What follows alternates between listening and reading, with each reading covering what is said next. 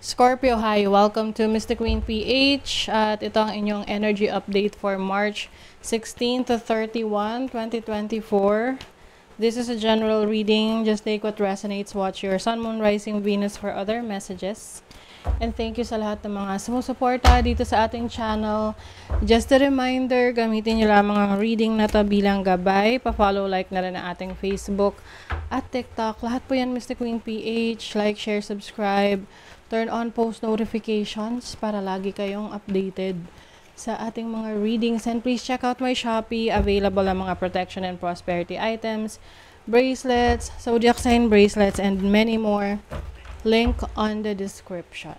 Ayan. And if you're interested in private readings, tayo ay naka 30% discount hanggang March 20, 2024. Ayan. So, i-check nyo na lang ang link sa description at pin comment kung paano mag-book. Okay, let's see. Scorpio. Rise above it. It's not yours to carry. You are an empath. Oh, yung iba sa inyo, meron kayong spiritual gifts, psychic gifts. Oo. Yung iba sa inyo, madali kayong maapektuhan ng mga nangyayari sa paligid ninyo. Yung mga stress, toxic people. So, you have to avoid that. Oo, iiwas kayo ngayon sa drama. So, yan yung inyong, mantra ngayon. Umiwas sa drama. Oo. It is not yours to carry. So, kung hindi mo problema, hindi mo kailangan problemahin. Oo.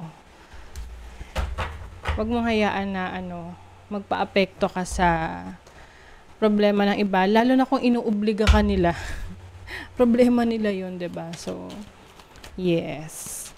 You will detach yourself from the drama. Lalo na kung alam mo na magke-create lang ng drama sa buhay mo, iiwasan mo. Fork road. Oh, may direction change. Meron kang ibang option. Yes, may option ka. To stay or not to stay. To go or not to go. Yes. May magbabago sa situation mo ngayon, Scorpio. Pwedeng decision making mo yan sa pagpili, which path to take pagdating sa trabaho, sa career mo, sa business. O, ayan o, nagsiset ka na ng boundaries ngayon. Kasi pwedeng, yung iba, alam mo yung tipong may problema sila pero sa'yo lagi pinapasalo yung problema. Oo, it's not yours to carry. Hindi para sa yan. Hindi yan para sa para ikaw ang magdala niyan. So ngayon, you are setting boundaries. Hindi mo nahahayaan na i-take advantage ka ng iba. Let's see your overall energy for second half ng March. Wow, the Empress.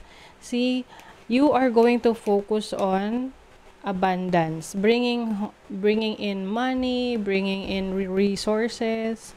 You are also magfo-focus ka rin sa sa sarili mo, self-love, self-care. Ayan, gusto mong mas maging stable ang iyong buhay. Oo.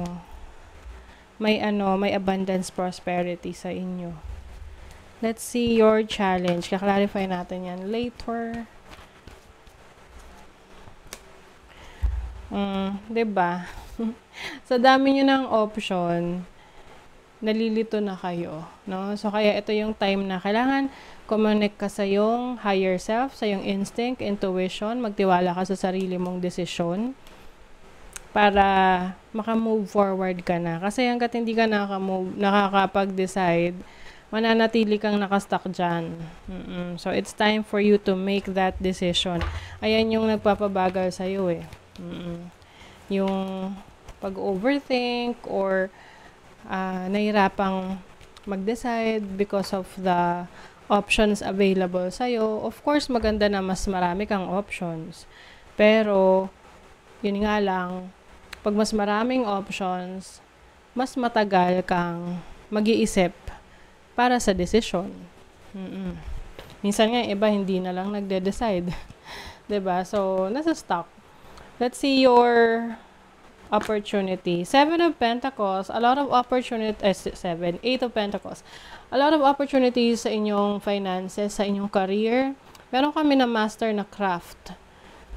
Oo, nagiging expert ka sa larangan ng, kung ano man larangan yung tinatahak mo sa business, career, sa trabaho mo.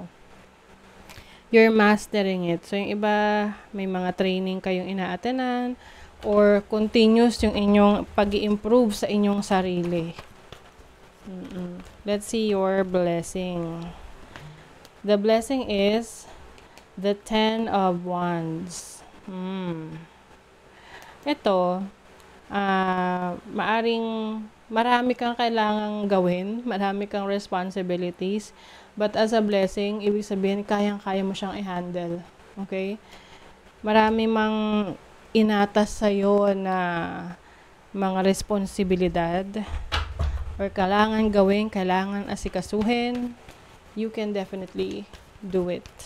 What is the Empress? Ooh, the Devil. So, as your overall energy for the second half, posibleng yung iba sa inyo, meron kayong gustong iwasan or iwanan, i-let go, i-release na unhealthy habits. Kasi mas nagpo-focus kayo sa inyong kalusugan na ngayon eh. So, pwedeng merong anything unhealthy, pwedeng bisyo or toxic situation na kinalalagyan ninyo, i-release nyo na yan. What is the Seven of Cups? Two of Cups. Oh. Meron kang maaring kailangan mong humingi ng tulong sa isang tao na mas nakakaintindi sa'yo. Yun talaga mapagkakatiwalaan mo para maging madali para sa'yo na magdesisyon. Of course, ang desisyon nasa iyo pa rin.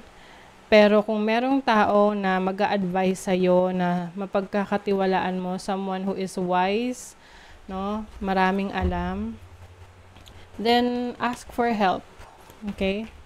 What is the Eight of Pentacles? The Knight of Cups. A lot of offers. Pwedeng marami ka ngayong trabaho, offers, multiple streams of income. Hindi lang isa yung pinagkukunan mo ng kinikita. Okay? And then, the Seven of Swords is your blessing. Hindi ka maiisahan. Oo. Yung iba, pwedeng nagpapasa ng trabaho sa'yo, pero hindi ka nila maiisahan. Kasi parang sarili nila yung niloloko nila pag ganon. But I think, ito yung tipong gusto ka nilang pabagalin, kaya mas maraming binibigay sa yung responsibility. Pero ang hindi mo nila alam, kayang-kaya mo yung gawin, kayang-kaya mong diskartehan. So, sa money, career, finances, ang dami talagang choices sa inyo, Scorpio. A lot of opportunities waiting for you. So, wag ka raw magduda sa sarili mong kakayanan at magtiwala ka sa iyong instinct, sa inyong intuition in choosing the best possible decision. So, talagang meron sa inyong kailangan magdesisyon. I don't know kung anong path tong gusto nyong tahakin, pero the moment na ma-realize mo na mararamdaman mo naman kasi if yung situation na meron ka, hindi ka na masaya, hindi na komportable, parang hindi na nag-work for you eh. Oo. 'Di ba? So, dun mo makikita na, okay, let me see my other options. At least marami kang options talaga. Kailangan mo lang talaga ng tao na tutulong rin sa'yo para ma-enlighten ka which path to take para meron ding ibang perspective. Okay, so let's see your love life. Para sa mga in a relationship o may potential ang inyong relationship na mas mag-grow dahil you just met the romantic partner that you've been looking for. So, possible na tumagal itong relationship ninyo. Andun pa kasi sa point na nasa peak pa ng feelings, no? Yung iba, nagsisimula pa lang, ganyan. So, nasa sa inyo yan, if how are you going to take this to the next level. Pero I feel like hindi naman kayo nagmamadali. Oo. So if you're single, yung iba sa inyo galing lang sa separation kaya kayo single. Or maaring meron kayong kakonect pero hindi natuloy na udlot. Kumbaga, you both need time. So, tinan mo muna. Kung wala talaga, hindi na mag-reach out, yung mga signs na hihingin mo, hindi mo nakita, then it's not meant for you. Okay? So, that is your reading, Scorpio. Thank you so much. Bye!